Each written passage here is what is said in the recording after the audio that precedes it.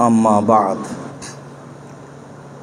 फ़अऊज़ु बिल्लाहि मिनश्शैतानिर्रजीम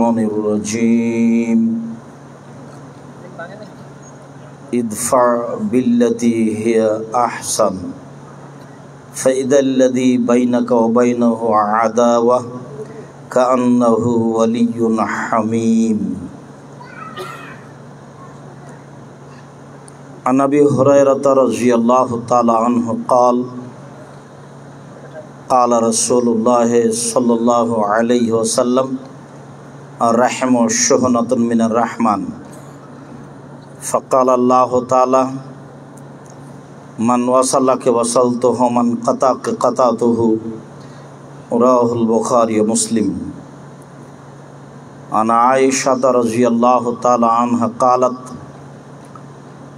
क़ाल रसूलुल्लाह सल्लल्लाहु अलैहि वसल्लम अर्रहमु मुअल्लक़तुन बिल अर्श फ़तक़ूलु मन वसलनी वसलहुल्लाहु मन क़तअनी क़तअहुल्लाहु रवाहुल बुखारी व मुस्लिम। अन अबी हुरैरता रज़ियल्लाहु तआला अन्हु क़ाल क़ाल रसूलुल्लाह सल्लल्लाहु अलैहि वसल्लम ला यदखुलुल जन्नत मन ला यअमन जारुहु बवाइक़हु रवाहुल बुखारी व मुस्लिम। अन अबी हुरैरता रज़ियल्लाहु तआला अन्हु क़ाल क़ाल रसूलुल्लाह सल्लल्लाहु अलैहि वसल्लम वल्लाहि ला युमिनु वल्लाहि ला युमिनु वल्लाहि ला युमिनु क़ील मन या रसूलल्लाह क़ाल मन ला यअमन जारुहु बवाइक़हु रवाहुल बुखारी व मुस्लिम। सम्मानित আল কাসিম বরাইদায় অনুষ্ঠিত উপস্থিত দ্বীনি মুসলিম ভাই ও বোন, প্রশংসা আল্লাহর জন্য, শান্তি অবতীর্ণ হোক আল্লাহর রাসূলের উপর সাল্লাল্লাহু আলাইহি ওয়াসাল্লাম। আজকের এই সংক্ষিপ্ত সময়ে বক্তব্যের বিষয় সদাচরণ, ভালো আচরণ। আমরা ভালো আচরণ নিয়ে এক গুরুত্বপূর্ণ সংক্ষিপ্ত তথ্যবহল বিবরণের চেষ্টা করব ইনশাআল্লাহুল আজিজ। বিষয়টি আমাদের জন্য অতীব স্মরণীয়। আল্লাহ তাআলা বলেন ইদফা বিল্লাতি হিয়া আহসান। মুহাম্মদ সাল্লাল্লাহু আলাইহি সাল্লাম আপনি মানুষের প্রতি উত্তর দেন যেটা হবে অতীব সুন্দর, ভালো। তাহলে আপনার মাঝে আর তার মাঝে যে শত্রুতা রয়েছে তা অন্তরঙ্গ বন্ধু, খুব নিকট বন্ধুতে পরিণত হবে। এ কথা আল্লাহ তাআলা বলেন। আল্লাহ তাআলা অন্য জায়গায় বলেন ওয়াজাদিলহুম বিল্লাতি হিয়া আহসান। মানুষের প্রতি উত্তর দিবেন ও যা বলেছে তার চেয়ে সুন্দর। সে যে পরিস্থিতি যেভাবে বলুক না কেন, আপনার পক্ষ থেকে যেটা উত্তর হবে সেটা তার চেয়ে উত্তম হবে।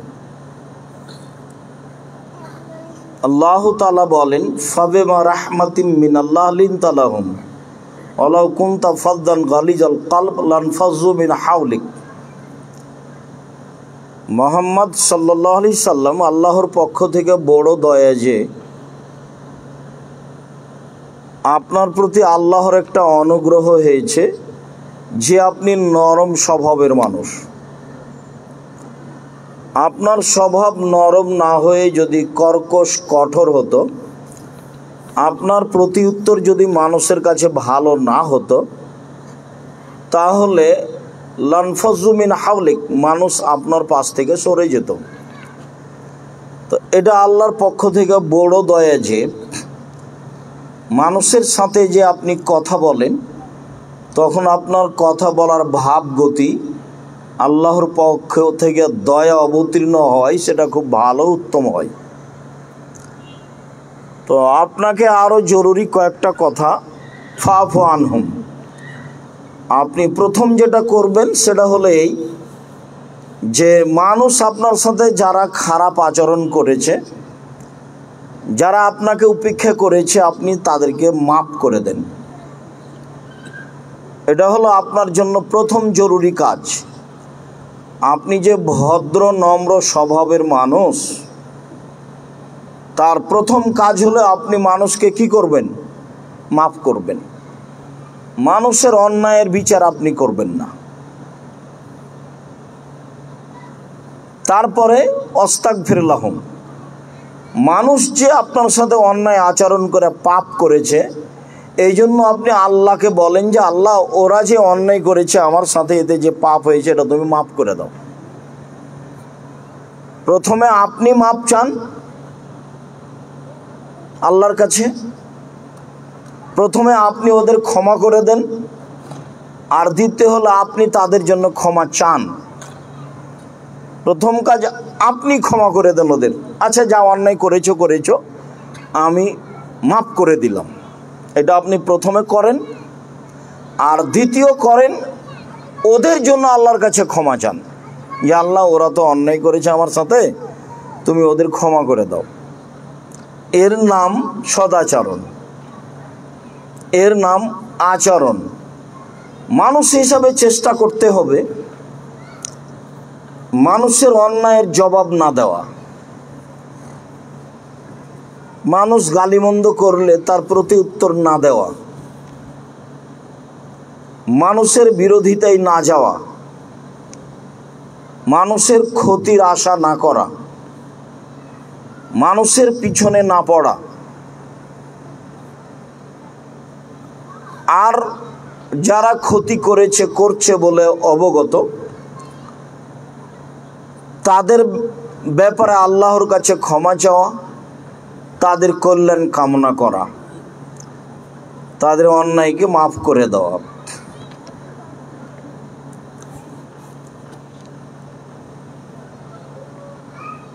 আল্লাহ তাআলা মানুষকে যেসব অনুগ্রহ দিয়েছেন, নেয়ামত দান করেছেন, জমি জায়গা, অর্থ সম্পদ, বাড়িঘর, নাক কান মুখ, কাপড় চোপড়, আহাল পরিবার, যত আল্লাহ নেয়ামত দিয়েছেন, তার সবচেয়ে বড় উত্তম নেয়ামত হলো সদাচরণ।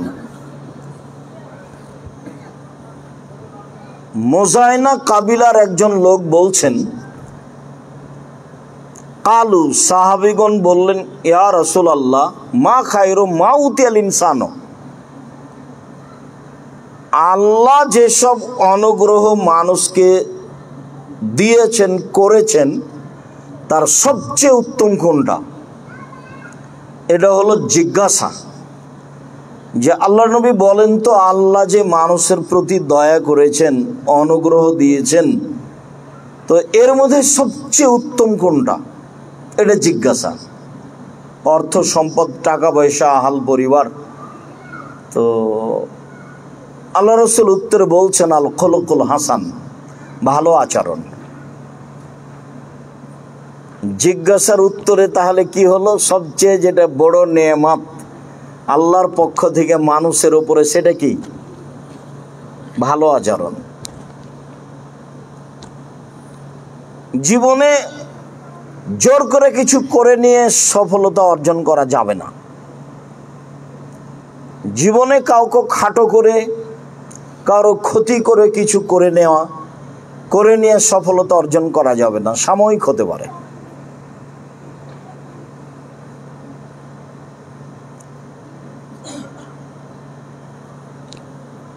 বিচারের মাঠে নেকির পাল্লাই সবচেয়ে যেটা ভারী নেকি হবে সেটা সদাচরণ।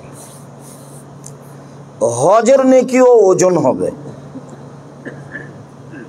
অনেক বড় নেকি। আল্লাহ রাসূল বলেছেন, মান হাজ্জা লিল্লাহ ফালাম ইয়ারফুস ওয়ালাম ইয়াফসুক রাজাকা ইয়াউমিন ওয়ালাদাতহু উম্মুহু।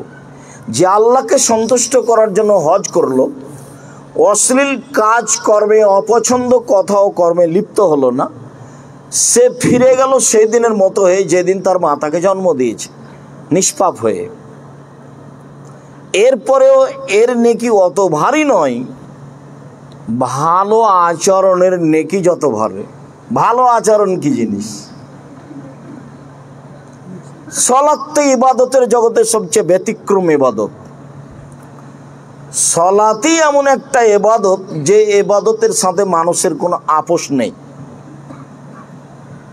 আরো যে চারটা বড় বড় বিধান আছে স্তম্ভ বলে, তার সাথে কিছু আপোষ চলে, যেমন হজ। আচ্ছা এবছর পারলাম না, সামনে বছর যাব। এই যে যাকাত, আচ্ছা এই মাসে তো হচ্ছে না, হিসাব নিকেশ করে সামনে মাসে দিয়ে দেবো ইনশাআল্লাহ। এই যে আপোষ আছে। আচ্ছা আমাদের হিসাব নিকাশ তো এই মাসেই পড়ে, সামনে মাসেই পড়ে, দেখ যাকাতটা 15 দিনে 1 মাস আগে দিয়ে দিই, চলে। সেম রোজা, আজ খুব মাথা ব্যথা, অসুস্থ শরীরটা, ভালো লাগছে না, ছেড়ে দিই, পরের দিন করব। তো এইগুলো সব বড় বড় ইবাদতে চলে, কিন্তু সলাতে এমনটা চলে না। এরপরেও সলাতের নেকি যত ভারী, ভালো আচরণের নেকি তার চেয়ে 1,00,000 গুণ বেশি ভারী। ওটা বেহিসাব, ওটা ইসিম তাফজিলে ব্যবহার করা আছে। আবু দারদা রাদিয়াল্লাহু তাআলা আনহু বলেন, রাসূল সাল্লাল্লাহু আলাইহি ওয়াসাল্লাম বলেছেন, ইন্না আসকালা শাইইন ইদাউ ফি মিজানিল মুমিন ইয়াউমাল কিয়ামা খুলকুন হাসান।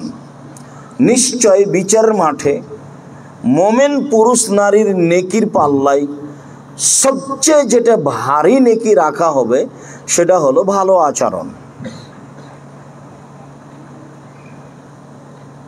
সবচেয়ে ভারী নেকি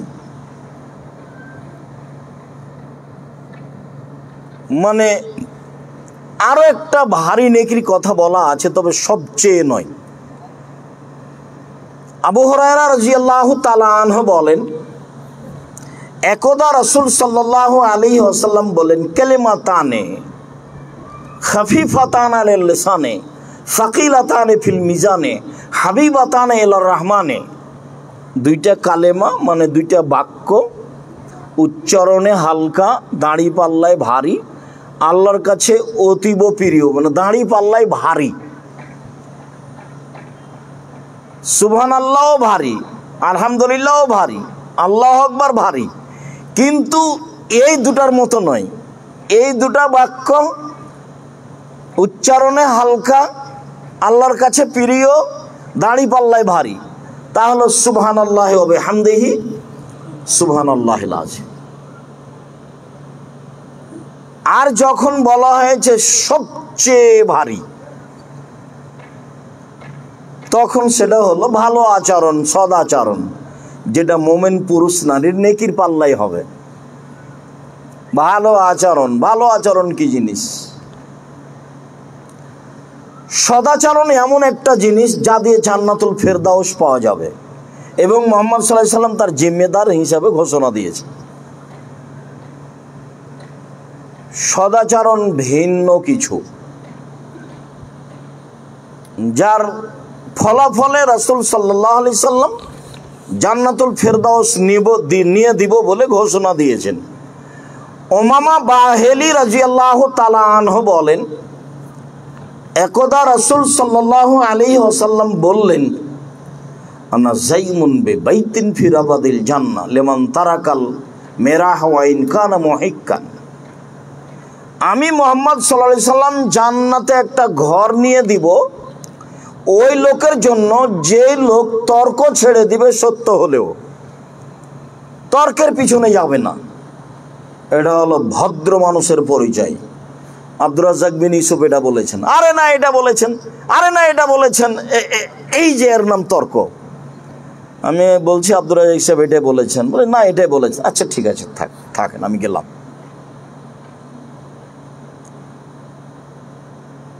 কেউ যদি তর্কে না জড়ায়, কথা সত্য হলেও তর্কে জড়াবে না। আমি মুহাম্মদ সাল্লাল্লাহু আলাইহি সাল্লাম তাকে জান্নাতে একটা ঘর নিয়ে দিব বলে জিম্মেদার। তিনি আরো বলেন, অবে বাইতিন ফি ওয়াসতিল জান্নাহ লিমান তারাকাল কিযবা ওয়া ইন কানা মাযিহ। কেউ যদি মিথ্যা ছেড়ে দেয় মজাক করে হলেও মিথ্যা বলবে না, তাহলে আমি মুহাম্মদ সাল্লাল্লাহু আলাইহি সাল্লাম তাকে জান্নাতের মাঝামাঝিতে একটা ঘর নিয়ে দিব। এ ব্যাপারে আমি জিম্মেদার। মজাক করে মিথ্যা বলবে না। মজাক করে মিথ্যা বলা মানে কি? মানে ছেলে মেয়েকে জুজু বুড়ির ভয় দেখানো। মজাক করে মিথ্যা বলা মানে কি? এখানে একটা কলম ছিল, আমি নিয়ে রেখেছি। তো একজন বলছে এখানে যে একটা কলম রেখেছিলাম, কে নিল? কইছে কই কে, আমি তো দেখিনি। তো বলছে আমি একটু মজাক করছিলাম। একটু পরে বলছে এই যে আমি নিয়ে রেখেছিলাম, নেও কলমটা, আমি দেখি তুমি কি করো। তো এর নাম মজাক করে মিথ্যা বলা। মজাক করে যে মিথ্যা বলবে না, আমি মুহাম্মদ সাল্লাল্লাহু আলাইহি সাল্লাম তাকে জান্নাতের মাঝামাঝিতে ঘর নিয়ে দিব। এবার তিনি বলছেন অবে বাইতিন ফি আলাল জান্নাহ লিমান আহসানা খুলুকাহু, আমি সবচেয়ে উঁচু জান্নাত জান্নাতুল ফেরদাউস নিয়ে দেবো ওকে, যে তার চাল চলনকে ভালো করেছে, আচরণকে ভালো করেছে। আচরণ ভালো যার, আমি তাকে জান্নাতুল ফেরদাউস নিয়ে দিব। এই কথা মুহাম্মদ সাল্লাল্লাহু আলাইহি সাল্লাম বলেন। সদাচরণ কি জিনিস? সদাচরণ কি কোনো খাওয়ার জিনিস? সদাচরণ কি জিনিস? এই দেখো তো ওরা তিনজন ওখানে কি করছে? ও কি কোনো কাজ দিয়েছো নাকি? হ্যাঁ, আরে সালাদ রাখো, এখন অত খাওয়া লাগবে না, বসতে বলো, নাহলে ওখান থেকে সরতে বলো।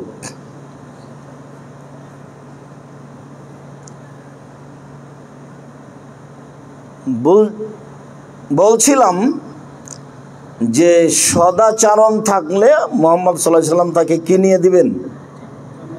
জান্নাতুল ফেরদাউস নিয়ে দিবেন। সদাচরণ কি জিনিস? সদাচরণ হলো নেকি। সদাচরণ কি জিনিস? সদাচরণ হলো নেকি। নেকির নামই সদাচরণ। নওয়াস ইবনে সামান আল আনসারী রাদিয়াল্লাহু তাআলা আনহু বলেন, একদা আমি আল্লাহ রাসূলকে জিজ্ঞাসা করলাম মাল বিররু ওয়াল ইসম, আল্লাহ নবী বলেন তো পাপ কি জিনিস আর নেকি কি জিনিস, এটাই জিজ্ঞাসা। নওয়াস ইবনে সামান আনসারী বলছেন যে আমি আল্লাহ রাসূলকে জিজ্ঞাসা করলাম আল্লাহর নবী বলেন তো নেকি কি জিনিস আর পাপ কি জিনিস, এটা জিজ্ঞাসা। তো আল্লাহ রাসূল উত্তরে বলছেন যে আল বিররু হুসনুল খুলুক, নেকি হলো ভালো আচরণ। বলে ইসমু মাহা কাফি নাফসিক ওয়া কারাহতা আনতালা আলাইহিন নাস আয়াতলা আলাইহিন নাস। নেকি হলো ভালো আচরণ। কেন? নেকি হলো কোরআন তেলাওয়াত, ভালো কাজ। নেকি কি জিনিস? নেকি হলো হজ, অনেক বড় নেকি। নেকি কি জিনিস? নেকি হলো সুবহানাল্লাহ আলহামদুলিল্লাহ বলা, অনেক গুরুত্বপূর্ণ বিষয়। নেকি কি জিনিস? নেকি হলো রমজান মাসের সিয়াম, ব্যতিক্রমী ইবাদত। এইগুলো একটা উত্তরে আসলো না। জিজ্ঞাসা হলো নেকি কি জিনিস, তখন উত্তরে রাসূল সাল্লাল্লাহু আলাইহি সাল্লাম কি বললেন? ভালো আচরণ, সদাচরণ। মনে থাকবে না মনে হয়? মানে মনে না থাকলে এই আচরণ বা এই বক্তব্য বারবার ঘুরিয়ে ধরতে হবে এবং মানুষ হিসাবে চেষ্টা করতে হবে সদাচরণে আসা। মানুষের পিছনে পড়তে হবে না। মানুষের পিছনে না পড়েও বাঁচা যায়। আমরা খুব পারি না, তবে আমি আব্দুর রাজ্জাক বিন ইউসুফ চেষ্টা করি। কেউ যদি খুব মোবাইলে গালি দেয় অকথ্য ভাষায়, তারপরে যখন থেমে যাই তখন আমি আবার নিচে থেকে রিং দিয়ে বলি, ভাইজান আপনার মনে হয় টাকা শেষ হয়ে গেছে নাকি? আপনার মনে হয় গালি শেষ হয়নি মনে হয়, তো বাকি যা আছে তা একটু বলে নেন। আমার দৃঢ়তা কাজ করে মানুষের বিরোধিতাই লাভ হবে না, সাময়িক ক্ষতি হতে পারে, ও আগাতে পারবে না। এ আমার 2-1 দিনের নয়, বছর আমার অবগতিতে আছে। 16-20 নম্বর গাড়িটা রাস্তা থেকে সরাতে হবে, কোন লোকের যাইতে অসুবিধা হচ্ছে। তো এইদিকে খেয়াল করবেন।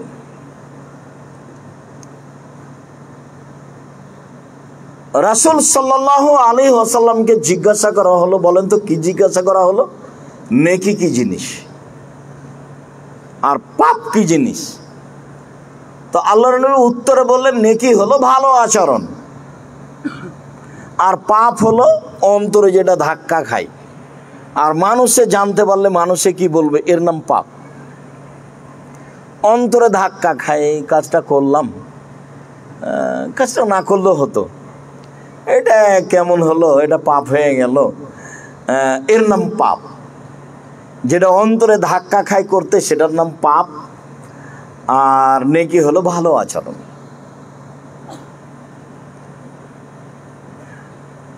সদাচরণ এমন একটা জিনিস যা দিয়ে ডবল বড় বড় দুটা ইবাদতের নেকি হয়। আর কোনো ইবাদত দিয়ে এইভাবে নেকি হয় না। একটা দিয়ে দুইটা, অবাক হতে হয়। আয়েশা রাদিয়াল্লাহু তাআলা আনহা বলেন, রাসূল সাল্লাল্লাহু আলাইহি ওয়াসাল্লাম বলেছেন, ইন্নামাল মুমিন ইয়াজিদু বিহুসনি খুলুকিহি দারাজাতা সাইমাল কায়েম। অন্য এক বর্ণনায় রয়েছে যে দারাজাতাল কায়েম আল্লাযী লাম ইয়াফতুর, আল কায়েম লা ইয়াফতুর ও সাইম লা ইফতির। সদাচরণ দিয়েও ডবল দুইটা ইবাদতের নেকি পাবে, যে দুইটাই নিজস্ব স্থানে বড় বড় জান্নাত পাওয়ার মাধ্যম। তার একটা হলো নিয়মিত নফল সিয়াম। নিয়মিত নফল সিয়ামের ফলাফল অনেক বড়। আর সিয়ামের তো বিনিময় কোনো ফেরেশতা দেয় না, সিয়ামের বিনিময় কে দেন? আল্লাহ। তো এইটা একটা ইবাদতের জগতে ভিন্ন ইবাদত। এখন মোবাইলে কোনো কথা হবে না এবং খুব প্রস্তুতি নিয়ে বসে থাকতে হবে, 19-20 হয় না যেন। আর বাচ্চা আশেপাশে থাকলে উঠাউঠি করবে না, এই ব্যাপারে সোচ্চার থাকতে হবে।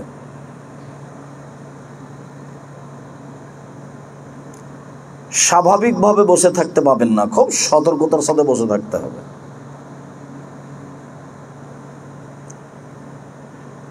কথা আপনার কাছ থেকে ছুটে যাক সেটা আমি চাইনি, এবং আমি আপনার কাছে চাচ্ছি আজকের পরে আপনি যা জীবনে বেঁচে থাকবেন সদাচরণ দিয়ে বেঁচে থাকবেন ইনশাআল্লাহ। এটা আপনার জীবন বাজি রেখে চেষ্টা চলবে। মানুষের পিছনে কোনোদিন পড়তে হবে না। মানুষ সব লুটে নেই, তাতে আসে যায় না। আমার মা গল্প করতেন আমার নানা নানির কথা। আমার নানি যখন বলতেন আমার নানাকে যে জমির ধান যে মানুষ আশেপাশে কেটে নিল, তুমি কাটতে যাবা না? আচ্ছা, লোকে আছে আশেপাশে যারা কেটে নেক, তারপরে আমি কাটবো। আমি আগে ধান কাটতে গিয়ে যদি ওদের এক একটা আমার ভিতরে চলে আসে, তো ওরাই আগে কেটে নেক, তারপরে আমরা কাটবো। আমাদের তো চাঁপাইনবাবগঞ্জ পল্লী অঞ্চল, আইল ছিল না। আইল বুঝেন কি? রেখা মানে সবই জমি সমান। তো ধান বপনের সময় তো মাপা লাগতো, কাটার সময় তো মাপা লাগতো। তারপরেও তো দুনিয়া থেকে চলে গেছে, সময় শেষ হয়ে গেছে। কোনোদিন মানুষের সরিষার সমপরিমাণ ক্ষতি করতে হবে এইটা মাথায় কাজ করতো না। ক্ষতি করলে মানুষ করুক, এটা তার মাথায় থাকতো। আমি ক্ষতি করব না, করলে মানুষ ক্ষতি করুক।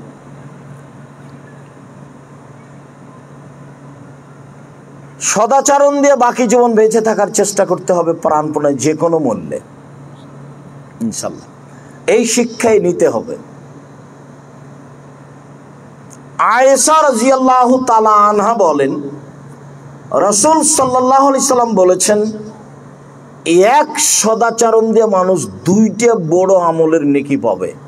তার একটা হলো নিয়মিত নফল সিয়াম রোজা, আর একটা হলো নিয়মিত তাহাজ্জুদ। তাহাজ্জুদ তো মান মর্যাদার একটা বড় দিক। জান্নাতে নবীর সাথে থাকার দুইটা পথ আছে, আর তৃতীয় পথটা একজন সাহাবী চাইলেন কিন্তু হলো না। এক, আল্লাহ রাসূল বলেন, মান আলা জারিয়াতাইনে, কেউ যদি দুইটা মেয়ের লালন পালন করে, বিবাহ শাদী দিয়ে দেয়, শিক্ষা দীক্ষা দেয়, চাল চলন শিখিয়ে দেয়, তাহলে সেই ব্যক্তি আর আমি মুহাম্মদ সাল্লাল্লাহু আলাইহি সাল্লাম জান্নাতে এইভাবে থাকবো। তখন এই তর্জনী আর মধ্যম আঙ্গুল দুটি দেখালেন, অজামা বাইনা, আর দুটাই জমা করে দিলেন। মানে মেয়ের যদি কেউ লালন পালন করে, দুইটা মেয়ের দুইটা বেটির, তাহলে সেই বাপ আর আল্লাহর নবী জান্নাতে একসাথে থাকবেন। তখন এরকম আবার বলছেন, আনা কাফিরুল ইয়াতীম, যে ব্যক্তি এতিমের লালন পালন করবে সে ব্যক্তি আবার আমি জান্নাতে একসাথে থাকবো। তখনও তিনি দুইটা আঙ্গুলি দেখালেন, অসমা ফাররাকা বাইনাহুমা, দুইটার মধ্যে একটু ফাঁক করে দিলেন। বোঝা গেল না মনে হয়? তাহলে মেয়ের লালন পালন বেশি মর্যাদা রাখছে এতিম লালন পালনের চেয়ে, অথচ ওটা একটা বড় কাজ। এবার চলেন, ইচ্ছা করলে রাসূলের সাথে থাকা যায় না।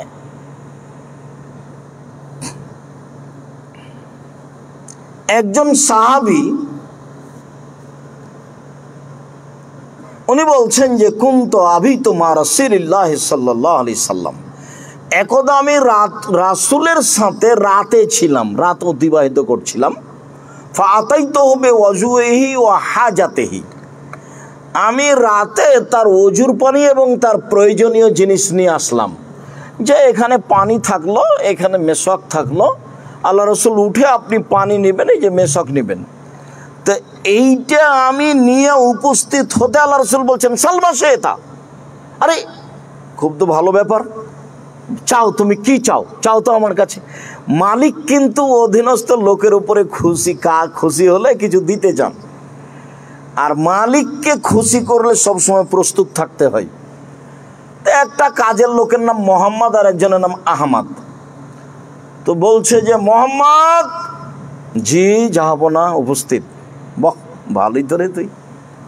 আহমদ নেই, আহমদ নেই, আহমদ, জি স্যার। আরে তোকে দিয়ে হবে না, তোকে দিয়ে কাজ হবে না রে, তুই এ মাস শেষে চলে যায়। এটা হলো মানুষের স্বাভাবিক গতি। যার অধীনে থাকা যায় আসলেই কাজ করে তাকে খুশি করতে হবে, এটা হলো স্বাভাবিক ব্যাপার, এটাই ঠিক। হারামে সহযোগিতা করে খুশি করতে হবে এই কথা নয়। আর লোক যাদেরকে নিতে হবে তাকে হতে হবে বিশ্বস্ত এবং শক্তিশালী। মুসা আলাইহিস সালাম খুব নিরুপায় হয়ে দূরে বসে আছেন, থাকারও ব্যবস্থা নেই, খাওয়ারও ব্যবস্থা নেই, চলারও আর সম্ভব হচ্ছে না। অনেক পথ চলে এসেছেন এক লোককে মেরে দিয়ে। এখন দেখছেন যে ওই একটা দুইটা মেয়ে ওরা একটু দূরে সরে দাঁড়িয়ে আছে।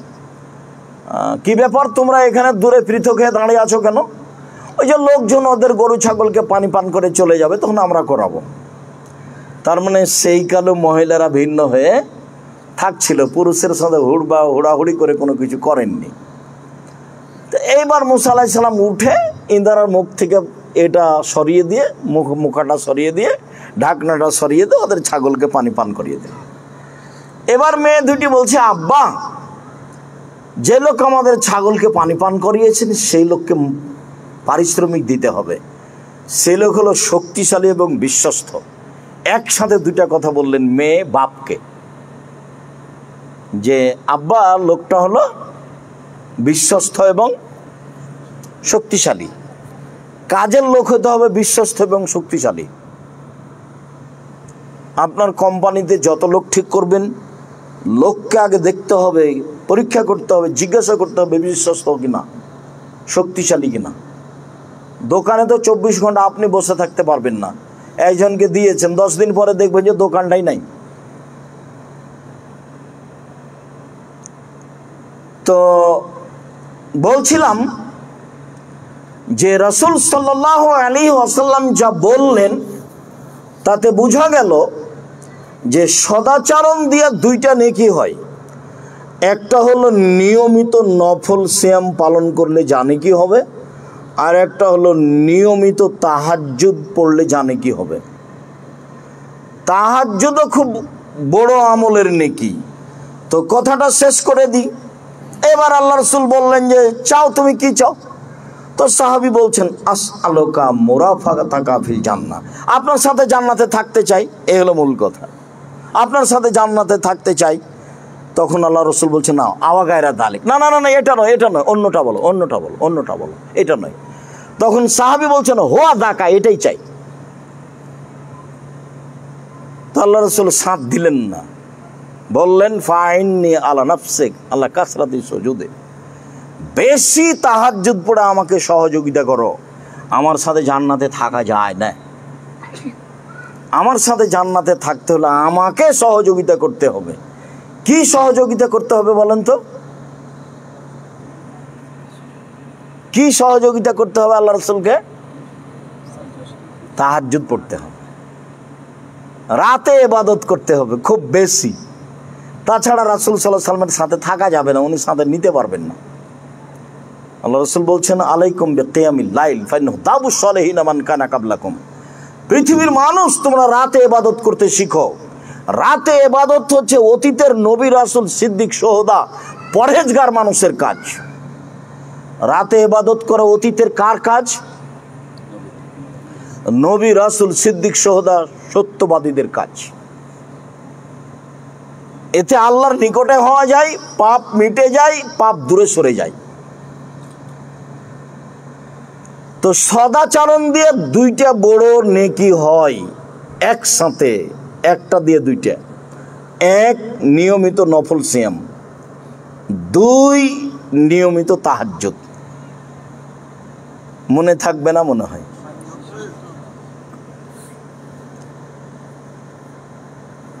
সদাচরণ আছে যার, ইহকাল আছে তার, পরকাল আছে তার, সব কিছু আছে তার। আব্দুল্লাহ ইবনে আমর রাদিয়াল্লাহু তাআলা আনহু বলেন রাসূল সাল্লাল্লাহু আলাইহি ওয়াসাল্লাম বলেছেন আরবাউন ইজা কুন্না ফিকা ফালা আলাইকা মা ফাতাকা মিনাদ দুনিয়া। শোনো, তোমার ভিতরে যদি 4টা জিনিস থাকে তাহলে তোমার সব কিছু আছে। তোমার ইহকালও আছে, পরকালও আছে।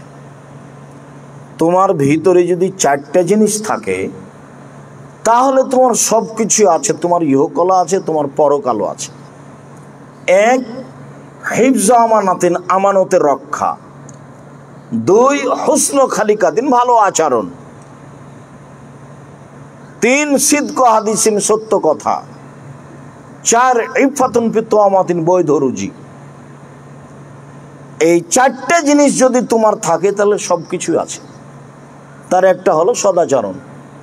তোমার যদি ভালো আচরণ থাকে তাহলে তোমার সব কিছুই আছে, ইহকালও আছে, পরকালও আছে। সদাচরণ দিয়ে সবচেয়ে দামি জান্নাত পাওয়া যায়। সদাচরণ এমন একটা আচরণ, একটু আগে বুঝলাম যে জান্নাতুল ফেরদাউস পাওয়া যায়, আর এখন বুঝবো যে সবচেয়ে দামি জান্নাত পাওয়া যায়। আবু মুসা আশআরী রাদিয়াল্লাহু তাআলা আনহু বলেন রাসূল সাল্লাল্লাহু আলাইহি ওয়াসাল্লাম বলেছেন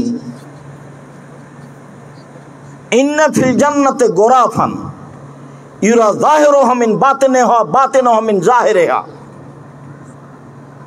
ওয়া আদাহা আল্লাহু লিমান আলানাল কালামা ওয়া তাআমাত তাআমা ওয়া তাবাস সিয়ামা ওয়া সাল্লা বিল লাইলি ওয়া নাসর নিয়াম। চারটে জিনিস করলে এমন জান্নাত ও পাবে যে জান্নাতের বাহির থেকে ভিতর দেখা যায়, ভিতর থেকে বাহির দেখা যায়। একবার টকটক টকটক করছে, উন্নত মানের পদার্থ দিয়ে সেই জান্নাত তৈরি। চারটে জিনিস করলে সেই জান্নাত পাওয়া যাবে, সবচেয়ে দামি পদার্থ দিয়ে তৈরি। তার এক হলো লেমান আলান আল কালামা, যার মুখের ভাষা নরম, যার আছে সদাচরণ, সদাচরণ আছে যার, এই দামি জান্নাত তার। সদাচরণ দিয়ে দামি জান্নাত পাওয়া যায়। একটু আগে বলছিলাম সদাচরণ দিয়ে জান্নাতুল ফেরদাউস পাওয়া যায়, এ ব্যাপারে তিনি জিম্মেদার। এ ব্যাপারে মুহাম্মদ সাল্লাল্লাহু আলাইহি সাল্লাম নিজেই জিম্মেদার। এরপরে তিনি বলছেন ওয়াতামা তামা, দুস্থ গরিব ফকির মিসকিনকে যে খেতে দেয় সে দামি জান্নাত পাবে। তারপরে বললেন ওয়াতাবা সিয়ামা, নিয়মিত নফল সিয়াম পালন করে যে সে দামি জান্নাত পাবে। তারপরে বললেন ওয়াসাল্লা বিল্লাইলি ওয়ান নাসু নিয়াম, মানুষ যখন ঘুমিয়ে তখন তাহাজ্জুদ পড়ে, রাতে ইবাদত করে। দামি জান্নাত পেতে হলে রাতে ইবাদত করতে হবে। সম্মানিত দ্বীনি মুসলিম ভাই বোন, বলছিলাম সদাচরণ। সদাচরণ কি জিনিস? সদাচরণ বলতেই নেকিকে বুঝায়। সদাচরণ দিয়ে দামি জান্নাত পাওয়া যায়, সদাচরণ দিয়ে জান্নাতুল ফেরদাউস পাওয়া যায়। সদাচরণ বিচারের মাঠে নেকির পাল্লাই সবচেয়ে ভারী নেকি।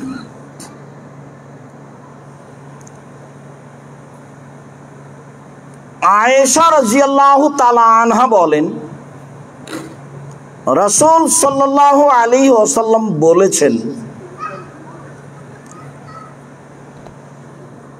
আর রাহিমু মুআল্লাকাতুন বিল আরশ ফাতাকুলু, সদাচরণ আল্লাহর আরশ ধরে ঝুলন্ত অবস্থায় বলে।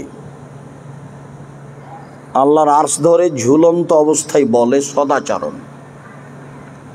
সদাচরণ বলে মান ওয়াসালানি ওয়াসালাহুল্লাহ, যে আমাকে নিবে আল্লাহ তাকে নিবেন। অমান কাতানি কাতাহুল্লাহ, যে আমাকে ছেড়ে দিবে আল্লাহ তাকে ছেড়ে দিবেন।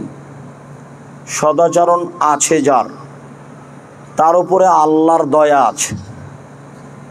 সদাচরণ নেই যার, তার উপরে আল্লাহর দয়া নেই। হিন্দু মানুষ খেতে পায় কেন?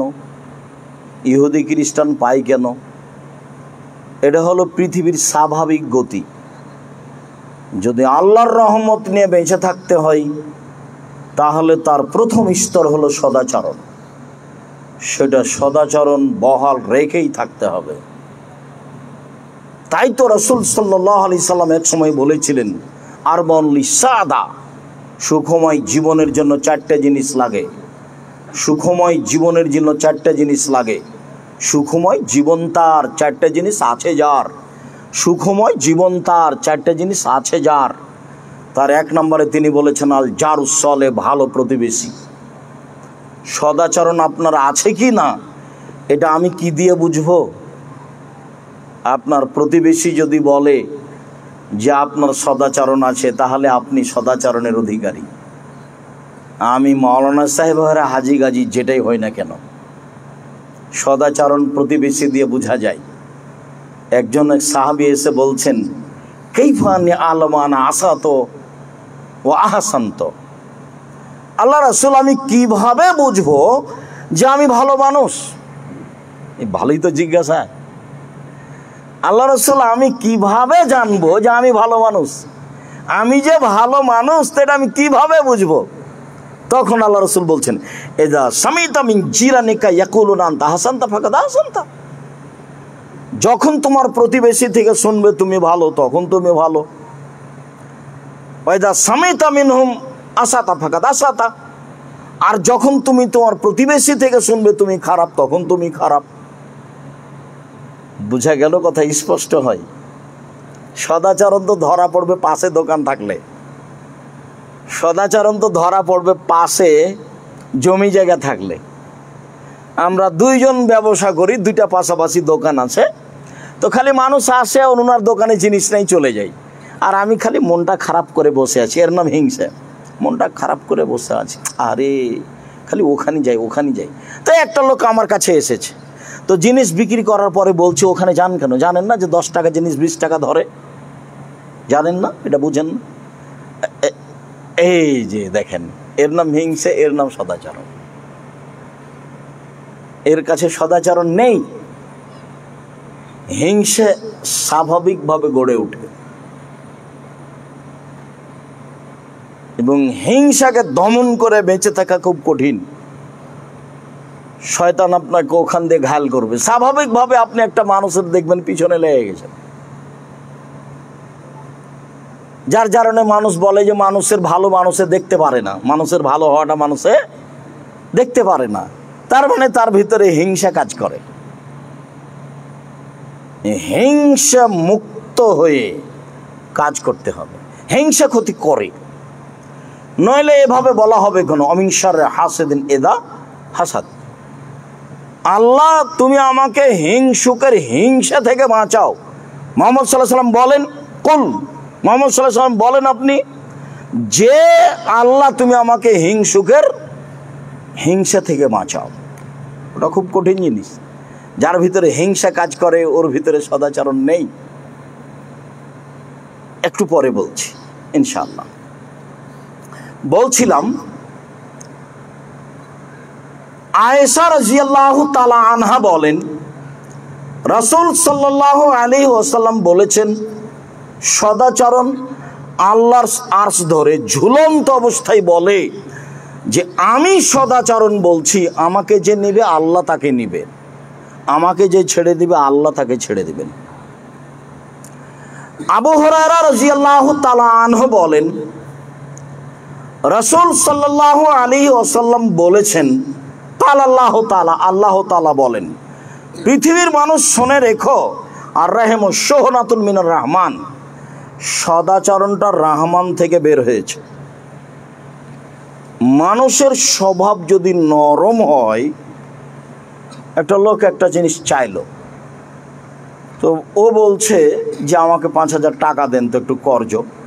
তখন ও বলছে টাকা তোর জন্য বানাই নাকি? সে টাকা হবে না, যা এখন হবে না, এইসব কর্জ দেওয়ার সময় নেই। আর একজন বলছে যে আচ্ছা আপনি বিপদে পড়েছেন, দেওয়াই উচিত, তো ভাইজান টাকাটা ফেরত দেবেন কবে? তো এরকম টাইপে দিব। এইটা একটা স্বভাব, এটা নরম। কর্জ দেওয়া কঠিন কাজ। তো আল্লাহ তাআলা বলছেন, রাসূল সাল্লাল্লাহু আলাইহি ওয়াসাল্লাম বলছেন যে সদাচরণটা রহমান থেকে বের হয়েছে। মানে মানুষ যদি নরম স্বভাবের হয় তাহলে সদাচরণ করতে পারবে, তাছাড়া সদাচরণ করতে পারবে না। দলীয় দাপট থাকলে সদাচরণ টিকে না। অর্থের ক্ষমতা বেশি থাকলে সদাচরণ টিকে না। যে কোনো মূল্যে সম্বলের হোক বা দলীয় হোক, এগুলো কিছু থাকলে সদাচরণ টিকে না, সদাচরণের উপরে টিকা যায় না। আল্লাহ তাআলা বলেন, মান ওয়াসালাকে ওয়াসালতুহু মান কাতাকে কাতাতুহু। সদাচরণ মনে রেখো, তুমি, তোমাকে যে নিবে আমি আল্লাহ তাকে নিব, তোমাকে যে ছেড়ে দিবে আমি আল্লাহ তাকে ছেড়ে দেব। হাদিস তো বুখারী মুসলিম। কি বিবেচনা করতে পারেন? আজকে নতুন নয়, 1450 বছর থেকে এসব হাদিস গ্রন্থে পড়ে আছে। সদাচরণ মনে রেখো, তোমাকে যে নিবে আমি তাকে নিব, আমি তার সাথে আছি, তোমাকে যে ছেড়ে দেবে আমি তাকে ছেড়ে দিয়েছি। সদাচরণ নেই যার, সে পৃথিবীতে এমনি বেঁচে আছে।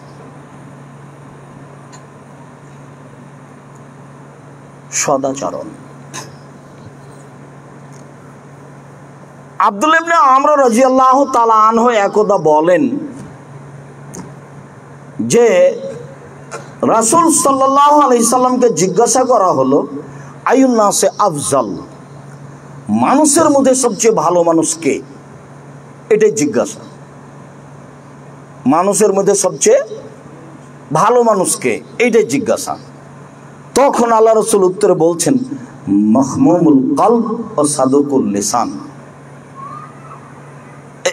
এই দুইটা কথা আল্লাহ রাসূল মুখ দিয়ে বলতেই সাহাবীগণ বলছেন যে সাদুকুল লিসান নারিফুহু, মুখে সত্যবাদী এটা তো আমরা বুঝি, যে সত্য কথা বলে সে হলো সাদুকুল লিসান, মুখে সত্য কথা বলে। কিন্তু মাহমুমুল কলব এটা কি জিনিস এটা তো বুঝলাম না। নিরাপদ অন্তর এটা আমরা বুঝি না, এই শব্দ আমরা বুঝি না। তখন আল্লাহ রাসূল এই কথার উত্তরে বলছেন আর নাকিও আর তাকিও, যে স্বচ্ছ যে পরহেজগার সেই মানুষের অন্তর হলো নিরাপদ, সেই হলো মাহমুমুল কলব। আর তাকিও আর নাকিও, সব কাজে স্বচ্ছ হতে হবে, ভিতর থেকে তাকওয়া থাকতে হবে। তাই তো রাসূল সাল্লাল্লাহু আলাইহি সাল্লাম বলেছেন আল মুসলিম আখুল মুসলিম, একজন মুসলিম আর একজন মুসলিমের ভাই, লা ইয়াখজুলুহু, তাকে অপমান করতে পারে না, ওয়ালা ইয়াযলিমুহু, তার প্রতি জুলুম করতে পারে না, ওয়ালা ইয়াকিরুহু, তাকে তুচ্ছ মনে করতে পারে না।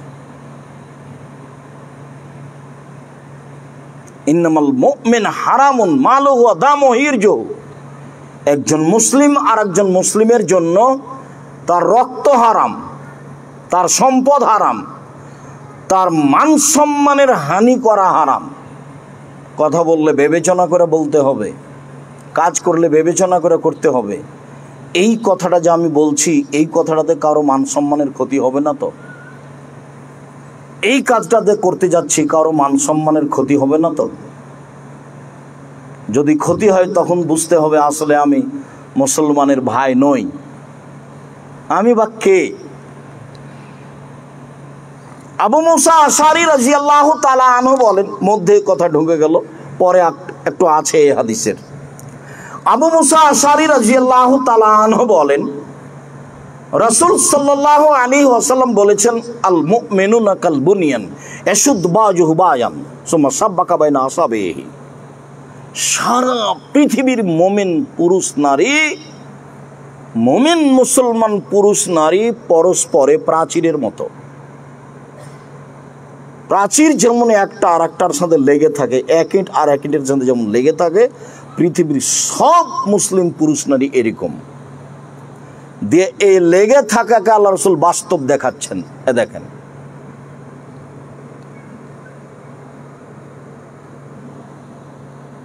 এটা যেমন বাস্তব লেগে গেল, বাস্তব দেখাতেন কতগুলো জিনিস। এইভাবে পুরুষ নারী সবাই একসাথে একবারে আল্লাহর হস্তে। মাওলানা যখন একজনের সুযোগ পাচ্ছে কিছু বলতে, একবারে ধুয়ে ছেড়ে দিচ্ছে।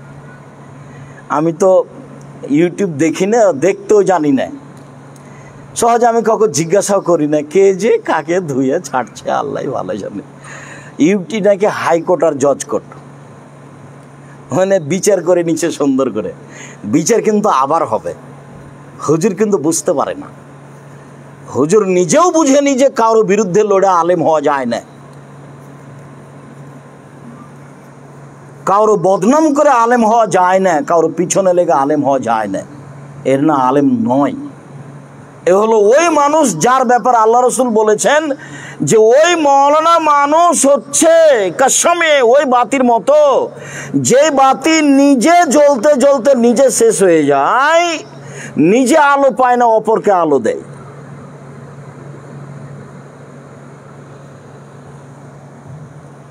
অন্তরে মিথ্যা, মুখে সত্য।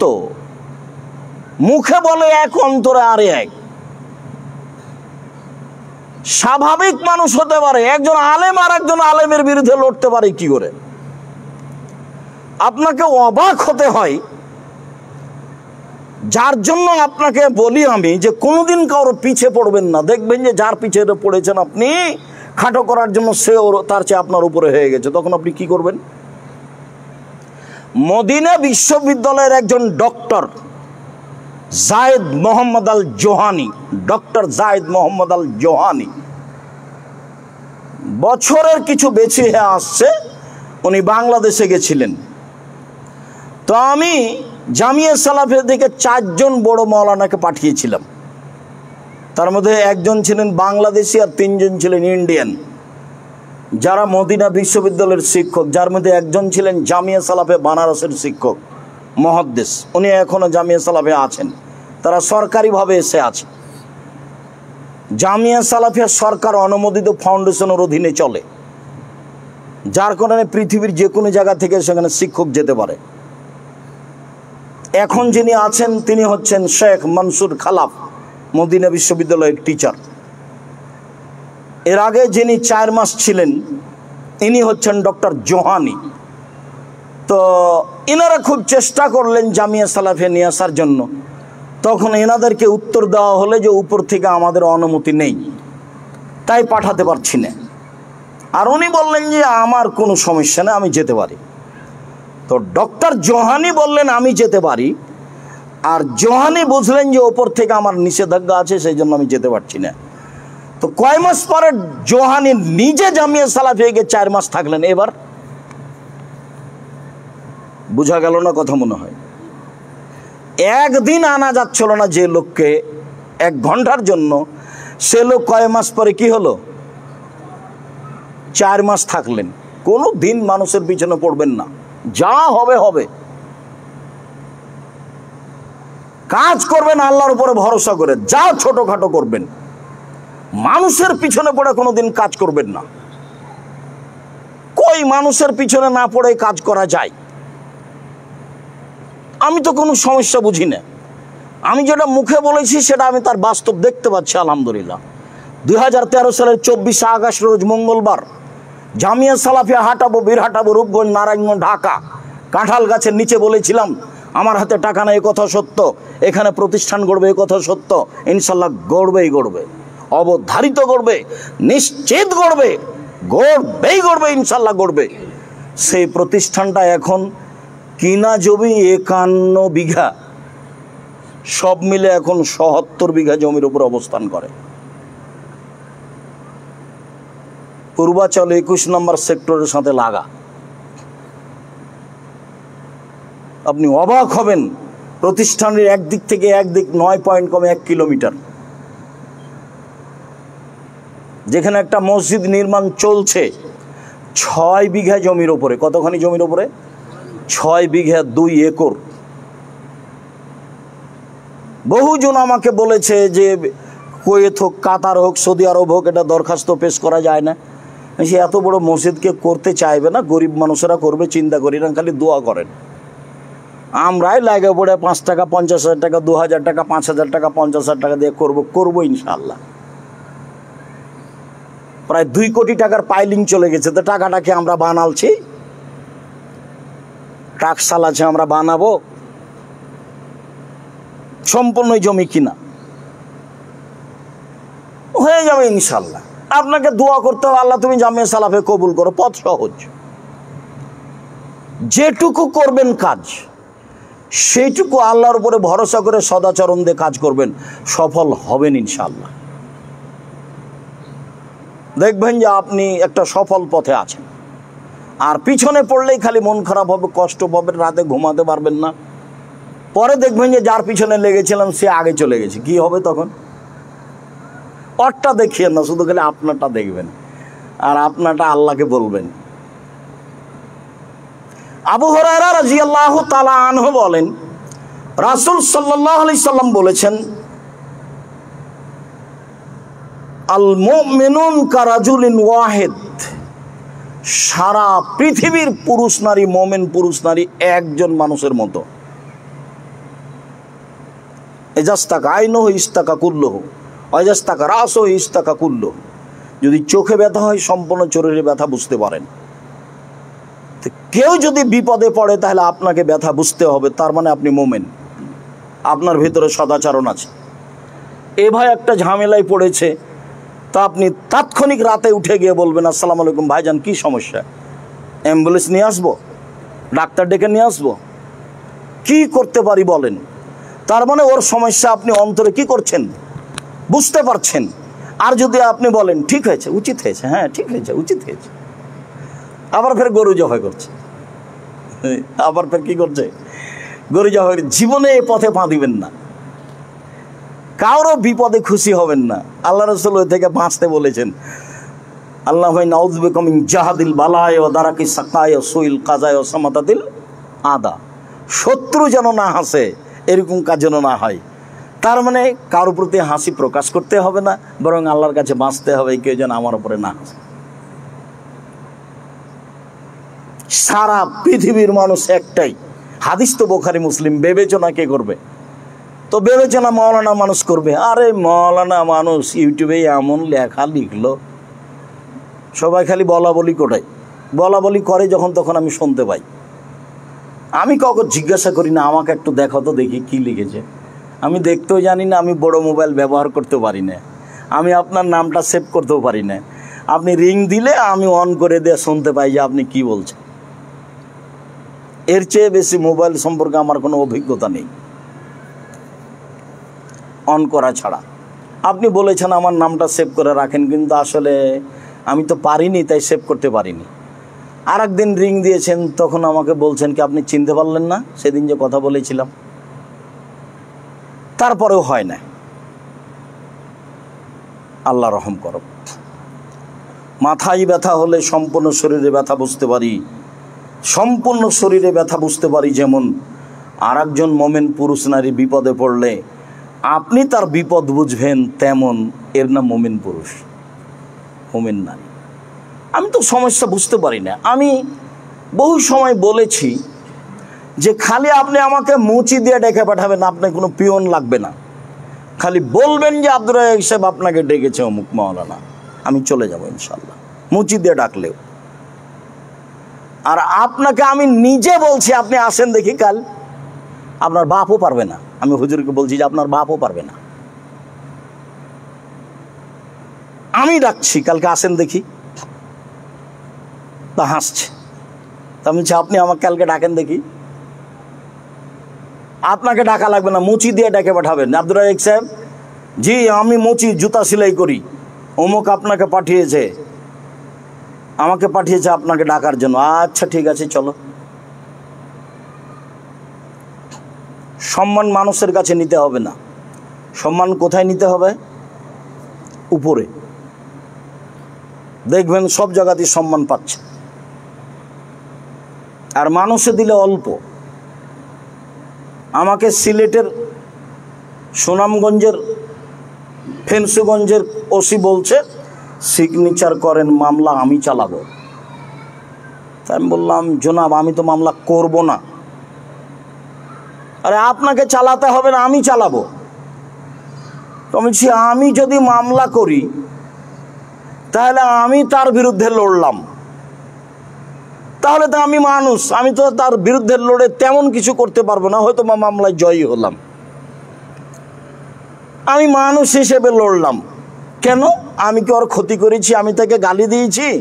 ও গাড়ি কেন আক্রমণ করে আমাকে মারবে কেন? বিচার উপরওয়ালা করতে পারে না? ও করুক, বিচার ওর কাছে দিয়ে দিয়েছি, ও করতে পারে। কেমন করা লাগবে ভালো বুঝে, এবং যেমন করা লাগবে তেমনি করবে। 5,000 কোটি টাকা মামলার মূল্য। আমি মানুষের হানি করেছি, তাই সিলেট কোর্টে 5,000 টাকা, 5,000 কোটি, 5,000 কোটি টাকার আমি মানের হানি করেছি। কি? আমি বলেছি কবি নজরুল ইসলাম বলেছেন মসজিদের পাশে কবর দিও ভাই, তাহলে এই গুনাহগার কবর আজাব হতে পাইবে রেহাই। আমি বলেছি ভুল বলেছেন নজরুল ইসলাম সাহেব। মসজিদের পাশে কেন? কাবা ঘরের নিচে ঢুকিয়ে দিল লাভ হবে না, বিচার আমল দিয়ে হবে। বিচার কি দিয়ে হবে? আমল দিয়ে হবে। তো আমি মান সম্মানের হানি করলাম কোথায়? ঠাকুর বলছেন ওমা তোমার আকাশ তোমার বাতাস। তা আমি বললাম তোর বাপের আকাশ? ও বলছে কালী মায়ের আকাশ। যতবার বলেছে ও মা তোমার আকাশ তোমার বাতাস, ততবার ও কাকে বলেছে? কালিমাকে বলছে। তা আমি বললাম তোর বাপের আকাশ, কালিমার আকাশ হবে কেন? আকাশ কার? আল্লাহর। তো এই কথা তার মানের হানি হলো। তো মামলার মূল্য হলো 5,000 কোটি টাকা। এখন আমি দাঁড়িয়েছি কাঠগড়ায়, জজ বলছে আপনি আব্দুর রাজ্জাক বিন ইউসুফ পিস টিভির আলোচক? বলে জি। আপনার মামলা খারিজ করে দিলাম প্রথম দিনই। মামলায় চলবে না। যেদিন সুনামগঞ্জ সিলেটে উঠলাম, সেদিন আমি ওই উঠতেই আমার দিকে তাকিয়ে বলছেন যে আপনার সাথে মামলা নিয়ে কোনো কথা নেই, দিয়ে কাগজখানি এভাবে উল্টিয়ে দিলেন, দিয়ে ধরলেন, ধরে আমার সাথে কথা বলতে লাগলেন। বলছেন যে আপনি এভাবে বলেছেন, আপনি বলেছেন আয়েশা রাদিয়াল্লাহু তাআলা আল্লাহ রাসূল খালি গায়ে গোসল করেছেন। মানে ওর ভিতরে যেগুলো ধরা পড়েছে ভালো লাগেনি, সেগুলো আমাকে বলছে। তা আমাকে আবার উকিল বলে দিয়েছে মুখ খুলবেন না, ও ভালো বলুক মন্দ বলুক যাই বলুক আপনি খালি শুনবেন।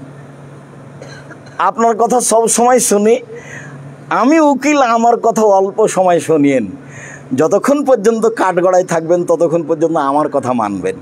সেটা কি? আপনি মুখ খুলবেন না। কথা কি বুঝতে পারছেন? আচ্ছা ঠিক আছে। তো ওই 14 মিনিট একটানা কথা বলল, সেগুলো মামলার কোনো কথা নেই। তারপরে বলল যে আপনার জামিন মঞ্জুর করা হলো। সব উকিলগুলোকে বলে দিল ওনার সাথে কেউ কথা বলবেন না। তারপরে আর একবার যেতে হয়েছিল, তারপর আর মামলাই নাই। তো বলছিলাম মান সম্মান উপরে নিতে হবে, মানুষের কাছে নয়। আর কাজ যেটুকু করতে চাইবেন আল্লাহর উপরে ভরসা করে, সদাচরণ দিয়ে, কারোর সাথে দুর্বল আচরণ করে কাজ করা যাবে না। মানুষ কিছু বলতে পারে, বলবে, স্বাভাবিক। আপনিও ফেরেশতা নন, আমিও ফেরেশতা নই। মুহাম্মদ সাল্লাল্লাহু আলাইহি ওয়াসাল্লাম মানুষ হিসেবে দাওয়াতি কাজ করেছেন, মানুষ কিছু করেছে বলেছে, এটা পৃথিবীর স্বাভাবিক গতি। তো আমর ইবনে আস রাদিয়াল্লাহু তাআলা আনহু যখন জিজ্ঞাসা করলেন যে সবচেয়ে ভালো মানুষ কে, তখন আল্লাহ রাসূল উত্তরে বললেন যে মুখে সত্যবাদী, অন্তরে নিরাপদ। তো সাহাবীগণ বললেন মুখে সত্যবাদী কথা বুঝি, অন্তরে নিরাপদ কথা বুঝি না। তখন আল্লাহ রাসূল বললেন স্বচ্ছ পরহেজগার। এই কথা বলার পরে আবার ব্যাখ্যা করছেন, স্বচ্ছ পরহেজগার কে? লা আলাইহি ইসমান, আয় লা ফিহা ইসম, যার ভিতরে কোনো পাপ নাই সে হলো স্বচ্ছ পরহেজগার। তো পাপ তো সবারই হয়, তো পাপ নাই মানে কুল্লু বানিয়ানাম খাত্তা খায়রুল খাত্তাইনা তাওয়াবুন, আদম সন্তানই পাপী, পাপ হলে ক্ষমা চাই, যে পাপ নাই তার। ওলা বাগিয়ে, সীমা লঙ্ঘন নেই যার, সীমা লঙ্ঘন নেই যার। তখন বলা হয়েছে ছোট সীমা লঙ্ঘন, বড় সীমা লঙ্ঘন। বড় সীমা লঙ্ঘন গরিব মানুষকে জমি থেকে উঠিয়ে দিয়েছি, বড় সীমা লঙ্ঘন। ছোট সীমা লঙ্ঘন, দোকানে গেছি 100 মরিচ নিব, তা আমি একটা হাতে নিয়ে দেখছি তোমার মরিচ কেমন, ভালো না পচা নাকি? তো এখন দাঁড়ি পাল্লা 100 হয়ে গেছে, আপনি হাতের মরিচটা কোথায় রাখবেন? পাল্লা তো ঠিক হয়ে গেছে, হাতের মরিচটা আপনাকে তার ডালিতে রাখতে হবে, নইলে আপনার ভিতরে সীমা লঙ্ঘন আছে। তারপর আল্লাহ রাসূল বললেন ওয়ালা হাসাদা, হিংসা নেই যার, সে হলো স্বচ্ছ পরহেজগার, সেই হলো তার অন্তর নিরাপদ, যার হিংসা নেই কারো ব্যাপারে। মুখে সত্যবাদী, অন্তরে নিরাপদ। অন্তরে নিরাপদ থাকতে হলে কারো ব্যাপারে হিংসা থাকতে হবে না। কারো দোষ ত্রুটি জানতে পারলে সেটা ঢেকে দিয়ে দিতে হবে। মান সাতারা মুসলিমান সাতারাহুল্লাহু ফিদ দুনিয়াল আখিরা। কেউ যদি মুসলমানের দোষ ত্রুটি ঢাকে, আল্লাহ তার দোষ ত্রুটি বিচারের মাঠে ঢেকে দিবেন। এ আশায় মানুষের পিছে পড়তে হবে না। সম্মানিত দিনী ভাই, বলছিলাম আলোচনার শেষে চলে আসলাম। খুব গুরুত্বপূর্ণ আরো 2টি হাদিস। এক, সাওবান রাদিয়াল্লাহু তাআলা আনহু বলেন, রাসূল সাল্লাল্লাহু আলাইহি ওয়াসাল্লাম বলেছেন,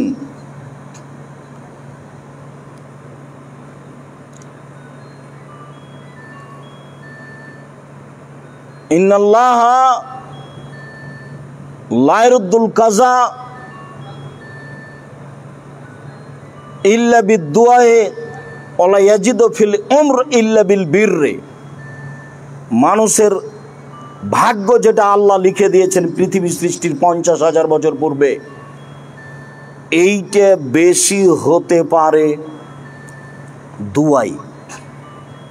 60 বছর বয়স খুব কান্নাকাটি করে আল্লাহকে বলেন, এটা ৭০ হতে পারে। যে বিপদ আল্লাহ ভাগ্যে লিখে দিয়েছে, কান্নাকাটি করে বলেন আল্লাহ ওটা মিটিয়ে দিয়ে আর একটা লিখে দিবেন। আর একটা বয়স আল্লাহ আপনার যা দিয়েছেন, আপনি সদাচরণ করেন, এটা বেড়ে যাবে।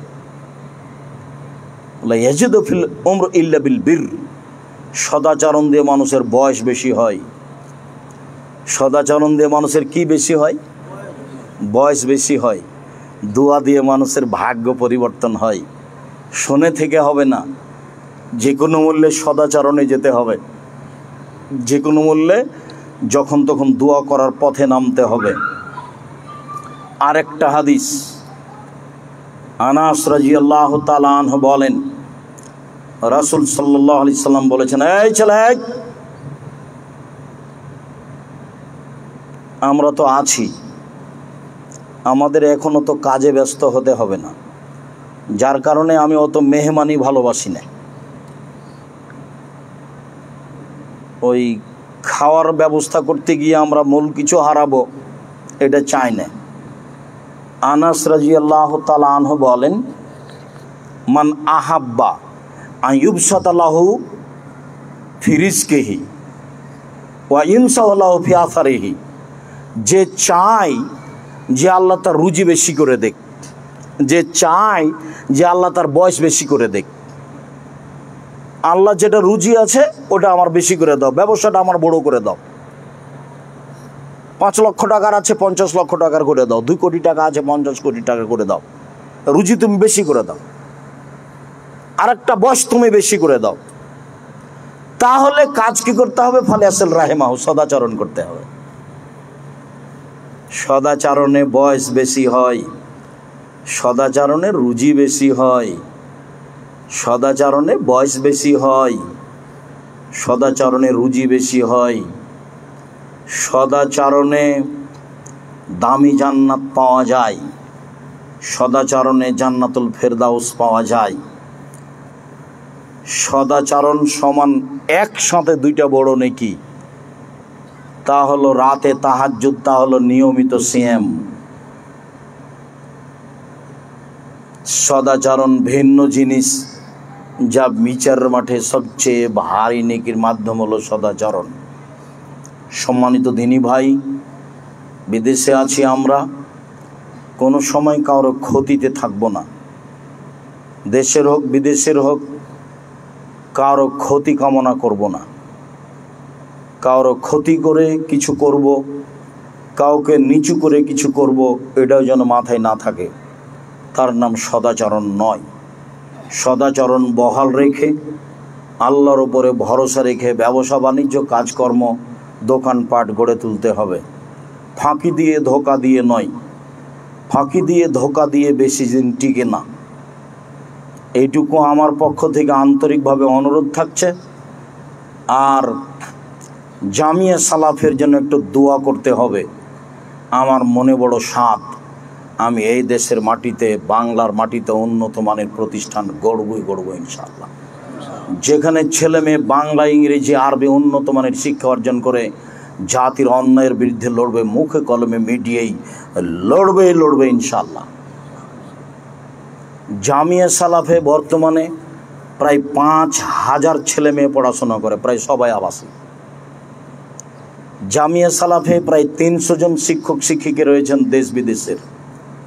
সৌদি আরব মদিনা বিশ্ববিদ্যালয়ের রয়েছেন, আর ইন্ডিয়ার শিক্ষক রয়েছেন। যারা মদিনা বিশ্ববিদ্যালয় থেকে যান তাদের খানা পানি ভিন্ন, যারা ইন্ডিয়া থেকে এসে আছেন তাদের খানা পানি ভিন্ন, বাবুর্চিও ভিন্ন। যারা দেশীয় শিক্ষক ছাত্র ছাত্রী তাদের খানাপানি ভিন্ন, এটা স্বাভাবিকভাবেই করতে হয়েছে। জামিয়া সালাফিয়াতে শিক্ষক আসবেন ইয়ামান থেকে, মিশর থেকে, মোটামুটি চুক্তি হয়েছে, সময়ের গতিতে আসবে ইনশাআল্লাহ। ধারাবাহিকভাবে সৌদি আরব থেকে শিক্ষক যাচ্ছেন, কদিন পরে একটা পরিবার যাবেন, এরপরে 4 জন যাবেন, আর 4 মাস থেকে আসলেন একটানা ডক্টর জায়েদ মোহাম্মদ আল জোহানি, মদিনা বিশ্ববিদ্যালয়ের সাবেক টিচার, এবং তারা খুব উন্নত মানের লোক বংশ হিসাবেও। জামিয়া সালাফিয়ার শিক্ষক শিক্ষিকা ভালো অবস্থানে অবস্থান করে, প্রায় বেতনের সংখ্যা কারো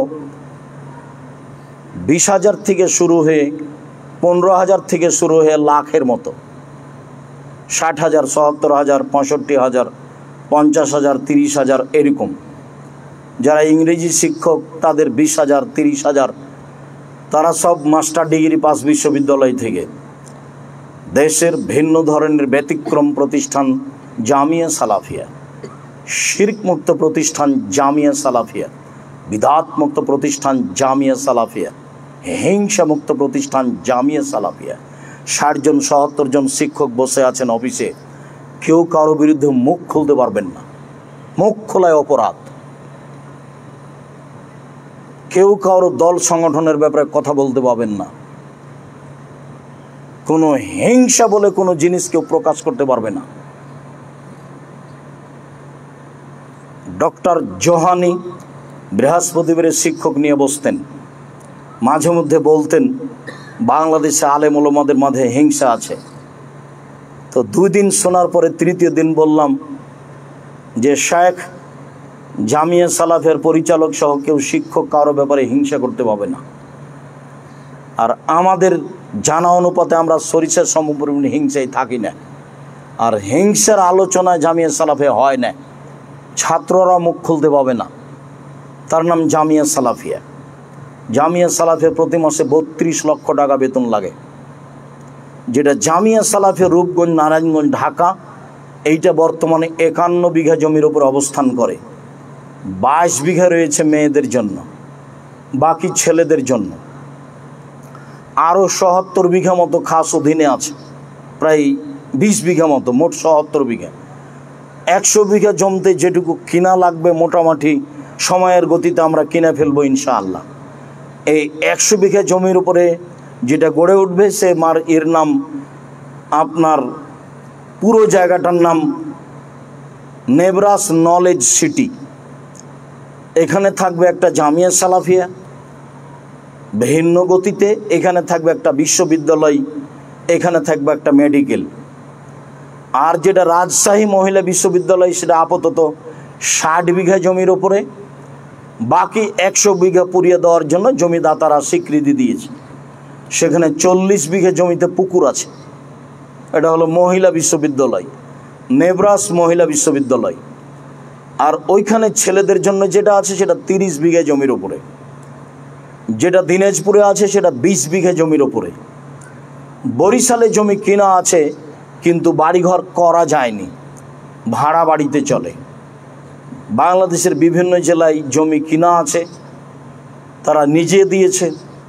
যেমন আছে নোয়াখালী, ফেনী, যেমন আছে কুষ্টিয়া, যেমন আছে আপনার ঝিনাইদহ, যেমন আছে আপনার ময়মনসিংহ, যেমন আছে বগুড়াই। এইসব জায়গাতে জামিয়া সালাফের যার নামে জমি আছে, সময়ের গতিতে প্রতিষ্ঠান গড়বে ইনশাআল্লাহ। আমি এখানে আপনাকে প্রথমে যেটুকু জোরালোভাবে দাবি জানাচ্ছি সেটা হলো এই, কোনো প্রকার ভিতরে ত্রুটি না রেখে, কোনো প্রকার দুর্বলতা না রেখে খালি একটু বলবেন আল্লাহ তুমি জামিয়া সালাফে কবুল করো, এইটুকু আমার দাবি। আর ভিতরে যদি একটু থাকে সেটুকুর ক্ষতি আপনাকে বহন করতে হবে। আমি যখন ঢাকাতেই রমজান মাসে খুতবা দিই, খুতবার শেষে বলি আমাদের যত মাদ্রাসা আছে, যাত্রাবাড়ি আছে, দারুস সুন্নাহ আছে, পাঁচরখি আছে, নাজিরা বাজার আছে, আপনারা সব প্রতিষ্ঠানের জন্য দোয়া করবেন এবং দান করবেন। এই কথা আমাকে, আমার কোনো পরিস্থিতি আমাকে খাটো করতে পারে না। আর আমি বলি যে এদেশে একটা প্রতিষ্ঠান আছে সৈন্যের ওপরে, যার নিচে কিছু নেই, সেটাই জামিয়া সালাফিয়া। জামিয়া সালাফিয়া কোনো ব্যক্তি দিয়ে চলে না, জামিয়া সালাফিয়া বৈদেশিক কোনো সংস্থা দিয়ে চলে না। জামিয়া সালাফিয়া আমি আর আপনি চালাই আল্লাহর বিশেষ রহমতে, আলহামদুলিল্লাহ। জামিয়া সালাফিয়া 519 জন এতিম আছে, অসহায় মানুষের থাকা খাওয়ার ব্যবস্থা আছে। জামিয়া সালাফিয়া আলা ইতেসাম নামে একটা পত্রিকা আছে, 12 জন মুফতি আছেন, 14 জন লেখক আছে, আরও কত কর্মচারী আছে। জামিয়া সালাফিয়া একটা 3 মাসের পত্রিকা আছে কিশলয়, অনেক লেখক আছে, অনেক সহযোগী আছে। জামিয়া সালাফিয়া একটা আরবি পত্রিকা আছে মাজাল্লাতুস সালাফ নামে, আরবি পত্রিকা বের হয় জামিয়া সালাফিয়া। জামিয়া সালাফিয়া অনলাইন ইতেসাম টিভি আছে। জামিয়া সালাফিয়া গবেষণাগার আছে। জামিয়া সালাফিয়া আপনাদের সঠিক আকীদা আদর্শের মানুষের বিশাল সম্পদ, যারা হাজার হাজার যুগ যুগ ধরে এই অর্থ সম্পদকে ভোগ করবে। নিখুঁত মানুষ, আমি আল্লাহর কাছে এই দরবার এই দাবি রাখি। তাই জামিয়া সালাফের জন্য আন্তরিকভাবে দোয়া করবেন। যেহেতু জামিয়া সালাফিয়া আমার আপনার সহযোগিতায় চলে, কখনো মনটা খাটো করবেন না। জামিয়া সালাফের কথাটি আপনার কাছে আসলে আপনি সহজেই জামিয়া সালাফির বিষয়টি সাড়া দিবেন। একটু মন খাটো থাকলে জবাব আপনাকে দিতে হবে, জবাব আমাকে দিতে হবে না। আমি আপনার বিষয়ে সরিষা সমপরিমাণ মন খাটো রাখি না। যখন আপনি ডাকবেন হতভাগা তখনই উপস্থিত থাকবে। আলহামদুলিল্লাহ, জামিয়া সালাফে নিয়ে খুব ভালো অবস্থায় আছি। জামিয়া সালাফের রূপগঞ্জ নারায়ণগঞ্জে যে মসজিদ গড়ে উঠছে, সেই মসজিদে 7 থেকে 10,000 মানুষ একতলায় সলাত আদায় করতে পারবে। ইনশাআল্লাহ এটা গড়ে উঠবে। সময়ের গতিতে সবাইকে দোয়া করতে হবে। সকল দিনই ভাই বোনের কাছে আজকের আলোচনা মেনে চলার জন্য জোরালো আন্তরিকভাবে দাবি জানিয়ে জামিয়া সালাফিয়ার জন্য আন্তরিকভাবে দোয়া করার দাবি জানিয়ে বলছি, আল্লাহ, আমরা বিদেশে প্রবাসী হিসাবে আছি, তুমি আমাদের কবুল করো। তুমি আমাদের অর্থ সম্পদের নিরাপত্তা ও বরকত দান করো। নিরাপত্তাও লাগবে, বরকতও লাগবে। রুজি ভিন্ন জিনিস, বরকত ভিন্ন জিনিস। খুব মনে রাখবেন, একাধিক হাদিস আছে। আল্লাহ, তুমি আমাদের অর্থ সম্পদে বরকত ও নিরাপত্তা দান করো। যারা আমরা আকামা বিহীন আছি, তুমি তাদের ব্যবস্থা করে দাও। যাদের আমাদের কাজ নেই, তুমি তাদের কাজের ব্যবস্থা করে দাও। তুমি সর্বশক্তিমান। রাত 10টায় ঘুমিয়ে যাবেন, রাত 2টা-3টায় উঠে 2 রাকাত সালাত আদায় করে হাত তুলে আপনার বিষয়টি পেশ করবেন। সময়ের গতিতে হবে ইনশাআল্লাহ। তিনি দেওয়ার জন্য আছেন, কিন্তু আমার মতো দিবেন না, তিনি তার মতো দিবেন, যার কারণে আপনি নিরাশা হবেন না। সম্মানিত দিনী ভাই বোন, আপনাদের সকলের কল্যাণ কামনা করে আজকের আলোচনা মেনে চলার জোরালো দাবি জানিয়ে, আপনাদের সুস্বাস্থ্য আল্লাহর দরবারে কামনা করে, আপনাদের ব্যবসা বাণিজ্য কর্ম নিরাপত্তা বরকত কামনা করে আজকের আলোচনা এখানেই শেষ করলাম। সুবহানাকা আল্লাহুম্মা ওয়া বিহামদিকা আশহাদু আল্লা ইলাহা ইল্লা আনতা আস্তাগফিরুকা ওয়া আতুবু ইলাইক। আসসালামু আলাইকুম রাহমাতুল্লাহ। দুটো কথা থেকে গেছে। একটা হলো, এই অ্যাকাউন্ট কোনোদিন বইয়ের নামে খুলবেন না। অ্যাকাউন্ট বাপ মায়ের নামে খুলতে হবে। টাকা হারিয়ে জায়গার থাক, টাকা বাপ বিফলে খরচ করুক, তা যাই করুক করুক, বউয়ের নামে অ্যাকাউন্ট খুলে বউকে বিপদে ফেলিয়েন না। 5 লাখ 10 লাখ টাকা অ্যাকাউন্টটা হলেও চলে যাবে সুন্দর করে, তখন আপনি আপনার বাপ মা সবাই মিলে কাঁদবেন। এ কাজ করা হবে না, ভুল সিদ্ধান্ত। বাপ মায়ের সাথে আপোষ করেই চলতে হবে, একটা। আর একটা মনে করেছিলাম, এখন আর স্মরণে থাকলো না।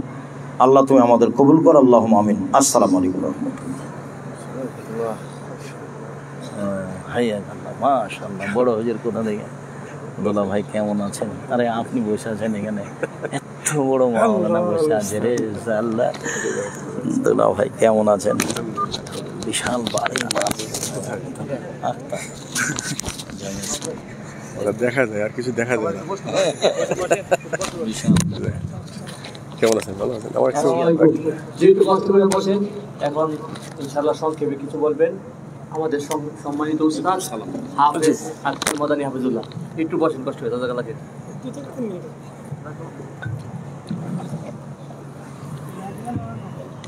আসসালামু আলাইকুম রহমতুল্লাহ। আলহামদুলিল্লাহ ওয়াসসালাতু ওয়াসসালামু আলা রাসূলিল্লাহ, আম্মা বাদ।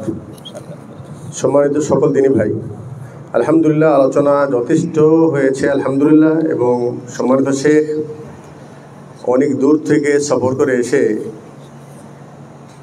এই রাতে মাশাআল্লাহ উনি যে সাবজেক্ট নিয়ে আলোচনা করেছিলেন, উনি বিস্তারিত আলোচনা করেছেন। ওনার আলোচনার পর আর কোনো আলোচনার প্রয়োজন আছে বলে আমি মনে করি না। তো আমি আমার এই সংক্ষিপ্ত আলোচনায় শুধুমাত্র আপনাদের শুকরিয়া জানাবো এবং সম্মানিত শেখের শুকরিয়া জানাবো। উনি মাশাআল্লাহ কষ্ট করে এসেছেন আমাদের দিনী ভাইদের ডাকে সাড়া দিয়ে। তো আল্লাহ রাব্বুল আলামিন যেন সম্মানিত শেখকে আজকের এই অনুষ্ঠানে আসার জন্য আল্লাহ পাক যেন ওনাকে উত্তম জাযায়ে খায়র দান করেন।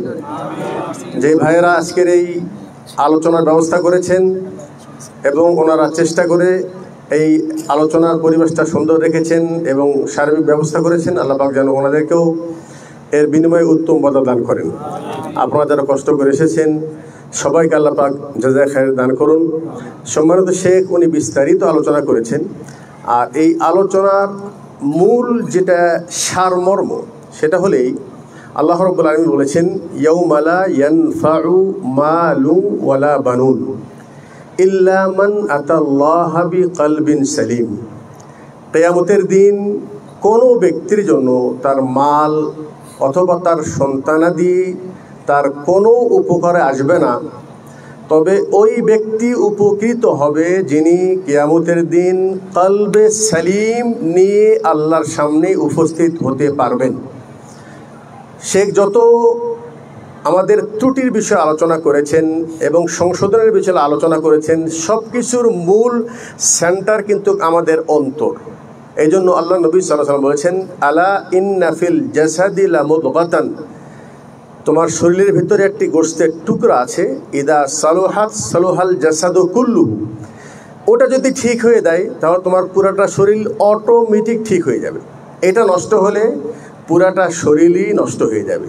আমরা শরীরের চিকিৎসা বুঝতে পারি, রোগ বুঝতে পারি, চিকিৎসার জন্য দৌড়াই, ব্যবস্থা নেই, কিন্তু এর চাইতে অত্যন্ত জটিল এবং আল্লাহ পাক শুধু ওই দিকেই দেখবেন কিয়ামতের দিন। লা ইয়ানজুরু ইলা সুয়ারিকুম ওয়ালা ইলা আজসামিকুম ওয়ালাকিন ইয়ানজুরু ইলা কুলুবিকুম। আল্লাহ কিন্তু আমাদের অন্তরের দিকে দেখবেন, অথচ এই অন্তরের ভিতরে কুফর ঢোকে, শিরিক ঢোকে, নেফাক ঢোকে, অন্তর বাঁকা হয়ে যায়, অন্তর কালো হয়ে যায়।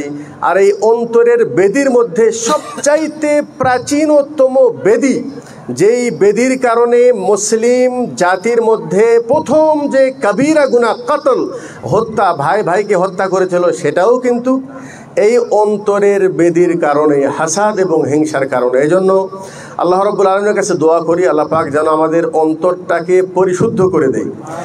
আল্লাহ পাক যেন কলবে সালিম আমাদের যেন অন্তরটাকে বানিয়ে দেয়। এই অন্তরের জিহাদটা হলো সবচেয়ে বড় জিহাদ। তরবারি জিহাদ করার জন্য সবাই দাঁড়িয়ে যায়, কিন্তু নিজের নফসকে কন্ট্রোল করার মতো চেষ্টা আমাদের অনেকের ভিতরে নাই। আল্লাহ পাক যেন তৌফিক দান করেন, সবাইকে আল্লাহ পাক যেন উত্তম বদলা দান করেন। তো মাশাআল্লাহ অনেক রাত হয়ে গেছে, আর আপনাদের জন্য আর দেরি করা ঠিক হবে না। আল্লাহ পাক যেন সবাইকে জাযায়ে খায়র দান করেন। এই বলেই আজকে আলোচনা এখানেই শেষ করা হচ্ছে। কি প্রোগ্রাম শেষ করে? আচ্ছা, তো ঠিক আছে, দোয়া করেন। কাফারাতুল মাজলিস, সুবহানাকাল্লাহুম্মা ওয়া বিহামদিকা আশহাদু আল্লা ইলাহা ইল্লা আনতা আস্তাগফিরুকা ওয়া আতুবু ইলাইক। আসসালামু আলাইকুম ওয়া রাহমাতুল্লাহ।